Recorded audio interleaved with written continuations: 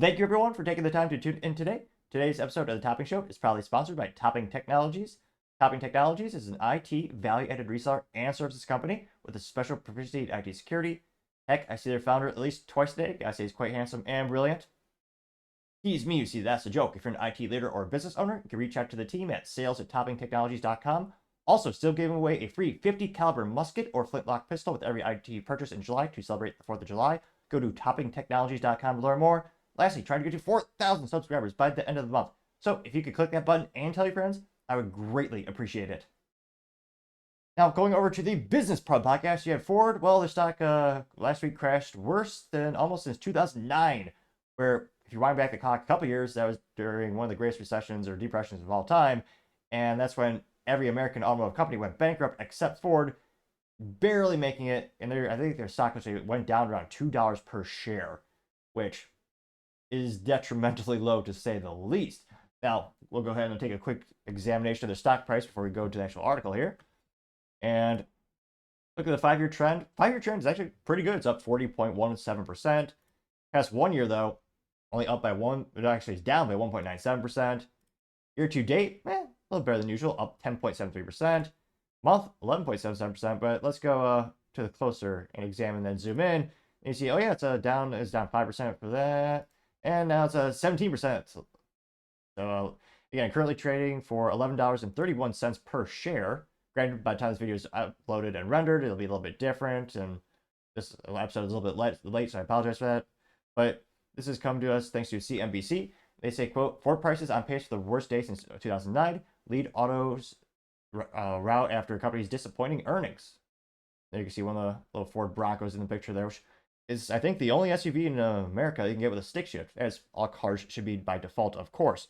Now they say, quote, this is a very tough industry and a very tough period, and everyone has to fight for performance. We have to work hard to deliver that performance. Ford executives also made similar comments when it reaffirmed its 2024 guidance, despite it having a whopping 21 cents below adjusted earnings per share expectations. The automaker reported additional, this is insane, $800 million in unexpected warranty costs compared to the prior quarter. For the quarter, $800 million just vanished. Because again, when customer car or SUV breaks down, the cost comes from somewhere. The consumer doesn't pay for it. The dealerships, well, they actually aren't too happy because they get paid less per hour to do warranty work than the standard service work or upsell work or maintenance work. That's why they do it, but they're not exactly happy about it either.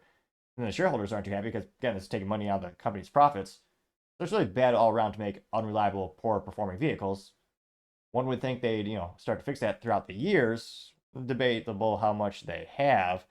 Now, however, they did note that Morgan Stanley's Adam Jones kept Ford firm as the firm's top pick, while downgraded General Motors from overweight to equal weight, despite the Detroit automaker's standout quarter for GM. So not great news for Ford, and they were the only one that survived the 2009 recession. GM went bankrupt historically for the third time, and Stellantis, well, at the time it was Chrysler, went bankrupt so bad they sold off to Fiat, which then became Stellantis. So now you can debate if it's an American-based company or not. So not great news for Ford Motor Company. Again, not financial advice. It is certainly not good for their stock to continue to drop so bad. But will things get better for Ford? Keep in mind you have unprecedented economical and political uncertainty. Anecdotally speaking, I don't know anyone in my circle of friends is going out and buying a vehicle. We also have record high interest rates for vehicles as well. That's not the situation. So it'll be interesting to see what happens to Ford Motor Company, but not great news for this stock to continue to precipitously crash. Thank you, everyone, for taking the time to tune in. Again, don't forget to take the time to like, subscribe, and comment.